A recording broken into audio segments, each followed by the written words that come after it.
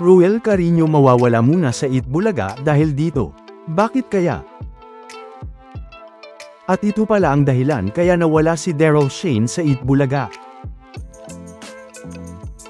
Matatandaang noong Miyerkules June 10, 2026, ay wala nga si Ruel live sa Eat Bulaga.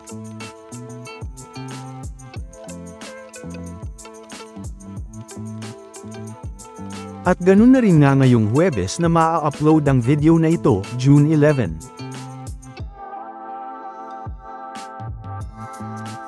Na matatandaang ganito din ang nangyari kay Daryl Shane, bago nakasama sa pag-uusapan natin maya-maya lang.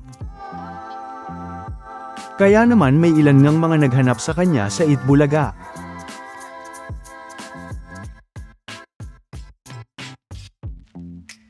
Pero, mukhang mawawala nga muna si Ruel sa Eat Bulaga, dahil kung tama nga ang hula ng ilan sa mga netizens, ay mukhang hindi na nga malabong makasama si Ruel sa concert ng mga clones sa iba't ibang lugar sa bansa.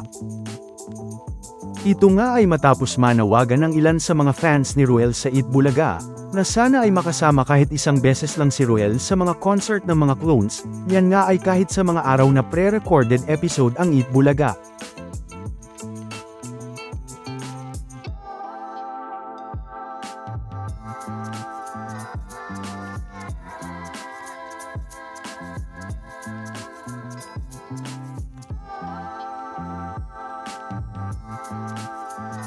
Na matatandaang gaya ng napag-usapan natin ito lang pag-uumpisa ng June, ay matatandaang isang malaking pasabog ang hinahanda ni Stephen na pagsamahin ang lahat ng mga clones, para sa isang malaking concert ng lahat ng mga clones na napanood sa Eat Bulaga. Pero, para naman sa mga ka-highlights at bark ads natin na nag-comment sa ating channel, ay mas okay na nga daw na hindi makasama si Ruel dito, dahil nga kailangan pang umabsent ni Ruel sa Eat Bulaga para lang makasama sa mga events na ito ng mga clones.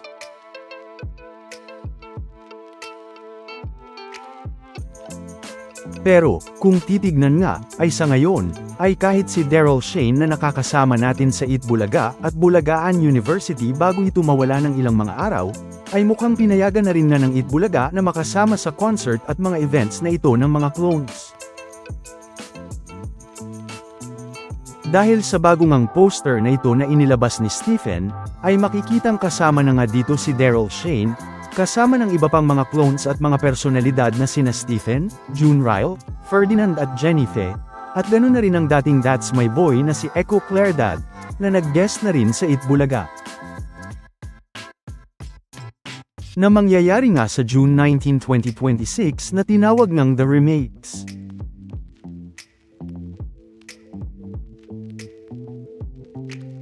Na mababasa nga dito na, 6 incredible voices in one night can create countless memories. Get ready for an unforgettable evening of music, nostalgia, and world-class entertainment.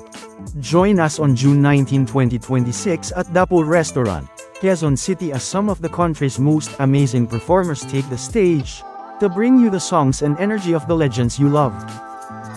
Whether you're a fan of timeless classics, powerful vocals, or simply looking for a great night out with friends and family, this is a show you won't want to miss.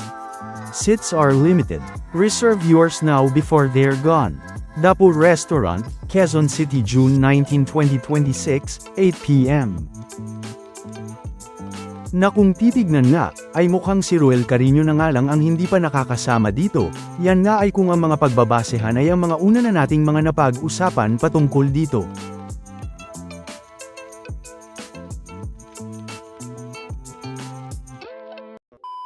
Welcome back mga ka-highlights. Bago tayo magpatuloy ay maaaring mag-subscribe at i-click ang notification bell para updated kayo sa mga susunod pang videos, at paki-like na rin ang video, share at mag-comment na rin. Maraming salamat po. Dahil kahit nga si Daryl Shane ay nakasama na rin nga dito, kaya naman, ay mukhang hindi na rin nga imposible na makasama na rin dito si Ruel. Dahil sa matatanda ang sinabi noon ni Stephen na hindi pa pwede noong may si Ruel at Daryl Shane na makasama dito, pero ngayong June na, ay nakasama na rin nga dito si Daryl Shane at mukhang pinayagan na rin nga ito ng Eat Bulaga. Kaya naman ay kung titignan nga, ay mukhang si Ruel Carino na lang ang hindi pa nakakasama dito ngayon. na pwede ngang sa mga susunod na mga araw, ay makasama na rin nga dito. Pero, hindi nga lang yan ang dapat abangan sa mga clones, dahil bukod pa nga sa Biyernes sa June 12 concert nila sa Pampanga, na kung saan ay una na ngang nag-imbita dito si Mang Doming.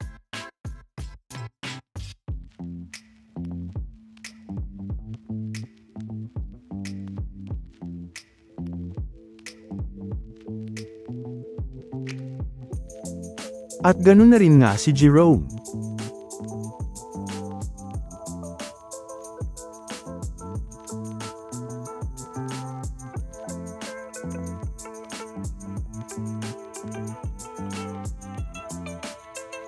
Kita-kits po tayo. God bless. Kita-kits tayo, Pampanga, June 12. Ay may mga susunod pa nga dyan gaya sa June 19 na kung saan ay kasama si Daryl Shane, na napag-usapan lang nga natin kanina, na mangyayari naman sa Quezon City. Mayroon din sa June 20, sa Laguna naman. June 21 sa Angeles, Pampanga naman. At mayroon din nga sa June 24 hanggang June 27 sa Jensa naman. Na makikita ngang magiging busy ang mga clones ngayong June, dahil sa mga events at concerts nila, na hindi nga lang yan, dahil asahan na nga natin na may mga susunod pang ang mga events ang mga clones sa mga susunod pang ang mga buwan, kasama ng iba pang ang mga clones na hindi pa nakakasama dito. Na ngayon pa nga lang ay marami nang ang mga excited dito, lalo na nga kay Mang Doming at Jerome sa Biyernes June 12.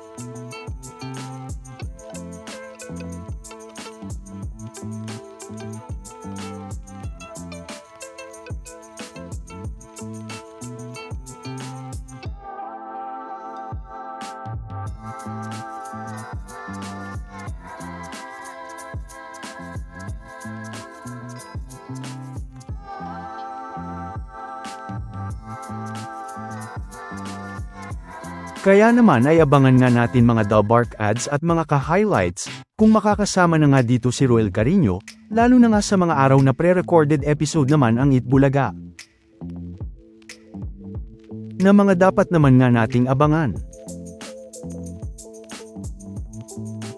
Samantala, ano naman ang mga masasabi nyo, patungkol sa mga napag-usapan natin, sa video na ito?